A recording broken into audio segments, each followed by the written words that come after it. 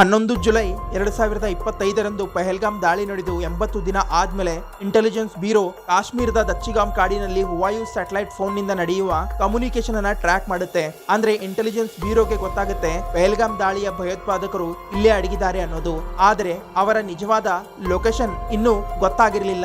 ನಂತರ 26 ಜುಲೈನಲ್ಲಿ ಮತ್ತೆ ಐಬಿ ಈ ಫೋನ್ ನಿಂದ ನಡೆಯುವ ಕಮ್ಯುನಿಕೇಶನ್ ಅನ್ನ ಟ್ರ್ಯಾಕ್ ಮಾಡುತ್ತೆ. ಈಗ ಐಬಿ ಇವರ ಎಕ್ಸಾಕ್ಟ್ ಲೊಕೇಶನ್ ಅನ್ನ ಟ್ರ್ಯಾಕ್ ಮಾಡಲು ಅನೇಕ ಸರ್ವಿಲಿಯನ್ಸ್ ಡ್ರೋನ್ ಹಾರಿಸುತ್ತೆ. ಇವು ಅವರ ಕಣ್ಣಿಗೆ ಬೀಳಬಾರದು ಎಂದು ತುಂಬಾ ಮೇಲೆ ಹಾರಿಸಲಾಗುತ್ತೆ. ದಟ್ಟ ಕಾಡಿನ ಮಧ್ಯೆ ಏನೂ ಕಾಣಿಸುವುದಿಲ್ಲ. ಆದರೆ ಒಂದು ಡ್ರೋನ್ ಕಣ್ಣಿಗೆ ಹಸಿರು ಬಣ್ಣದ ಒಂದು ಟೆಂಟ್ ಮತ್ತೆ ಅದರ ಇನ್ಫ್ರಾರೆಡ್ ಕ್ಯಾಮೆರಾದಿಂದ 3 ಹೀಟ್ ಸಿಗ್ನೇಚರ್ ಡಿಟೆಕ್ಟ್ ಆಗುತ್ತೆ.